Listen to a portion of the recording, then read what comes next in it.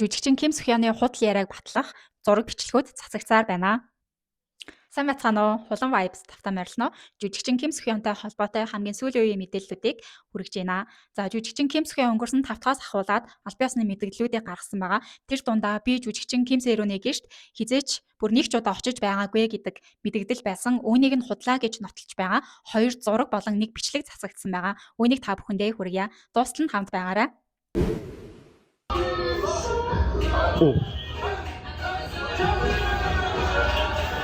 아니 너무 힘이 들어가 있는 거 아니에요?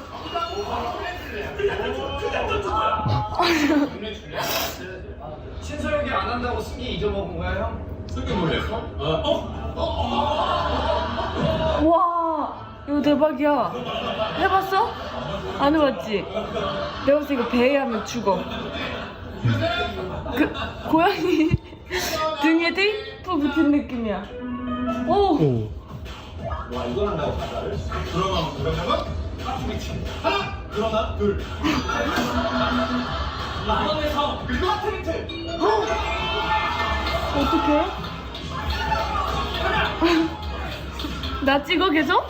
За энэ бичлэгэн дээр болохоор яг царай нь гараагүй ч гэсэн дуу хоолойгоор нь бол нотолж болохоор байна гэж үзэж байгаа. Зөвхөн жүжигчин Ким Сэ-рүн харагдаж байгаа. Хажууд нь ингээд нурууг нь илж байгаа. Одоо нэг гар болохоор жүжигчин Ким Сохён гэж үзэж байгаа. За энэ дээр юу нь ямархуу яриа яригдсан бэ гэхээр жүжигчин Ким Сэ-рүн нуруунда ямар нэг юм наацсан. Тэгээ тэрнийхэн талаар энэ үнэхээр амар байна. Энийг та өмнө нь туршиж үзэжсэн үү, үзээгүй бидтэй гэдсэн дээрээ наах юм бол бүр ингээд амар өвтгөөр байна гэдэг утгатай зүйлийг бол ярьж байгаа. За хажуунаас нь жүжигчин Ким Сохёны хоолой ингээд хальт 1-2 удаа бол орж ирж байгаа.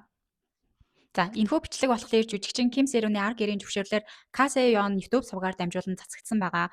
Тэгээд үүнийг цацсныхаа дараа жүжигчин Ким Сохёныг маргааш гэхэд албан ёсны өөрхөн байр суурийг илэрхийлсэн мэдээллийг хий. Тэр мэдээлэл дээрээ одоо үнэн зөв зүйлсээ бүгдийг бичээрэй. Хэрвээ тэгхгүй байх юм бол өөрийн чинь царай гарсан хоолой бичигдсэн өөр олон бичлэгүүд байгаа шүү гэдгийг мэдээллээрээ дамжуулсан байгаа. Тэгэл дахин хэлж байгаа зүйл нь анх бол жүжигчин Ким Сохёноос хүссэн ганцхан зүйл байсан.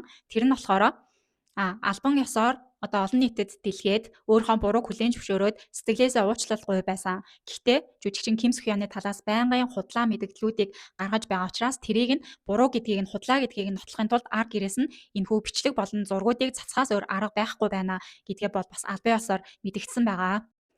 За мөн гэрт нь очиж байсан гэдгийг нотлохоо болгосон 2 зураг бол өмнө нь сошиалуудаар цацагдсан байгаа. За эхний зураг болохоор жүжигчин Ким Сэ-рүний ар гэр бол олон нийтэд цацсан Ka-se-yeon-оор дамжуулаад энэ дээр болохоор жүжигчин Ким Сэ-рүний 2020 онд орсон нэвтрүүлгээр орохдоо гаргасан гэрийнх нь галтгоотой адилхан байгаа гэдгээр нотлогдож байгаа.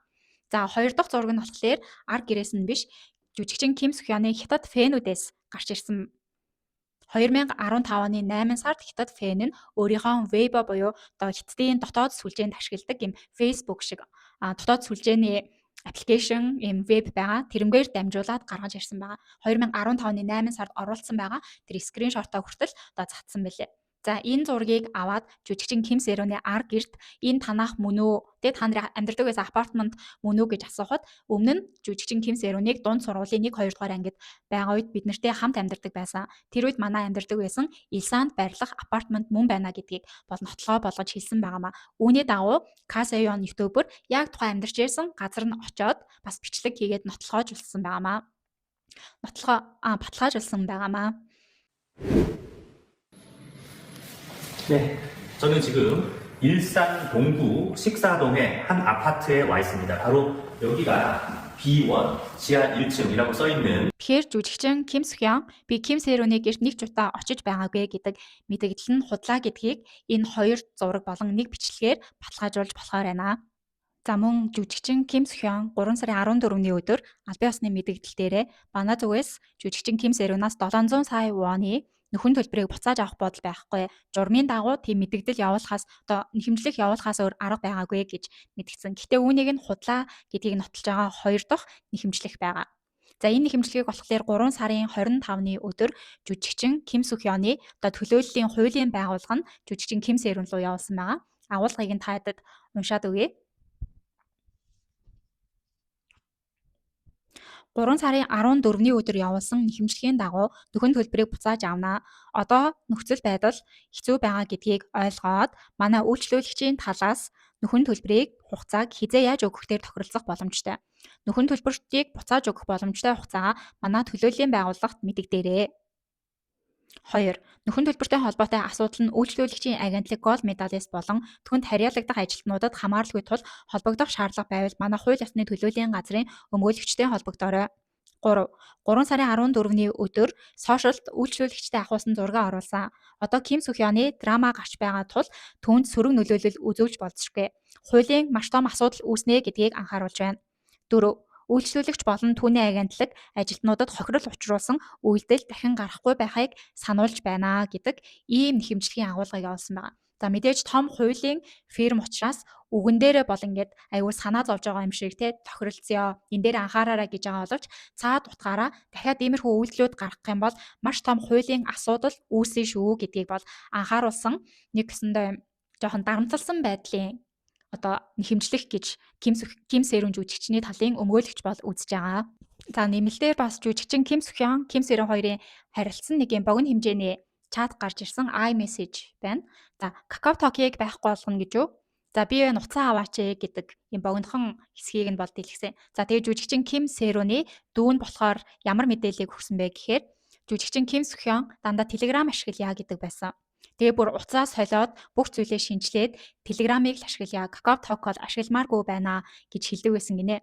Тэрийг нь болохоор одоо Telegram ашиглахлаар чинь нууцлал маш өндөртэй зураг бичлэг юу ч татаж авч хийх боломжгүй байдаг учраас ямар нэгэн нотлогоо бол үлдээхгүй гэж оролддог байсан байна гэж үзэж байгаа.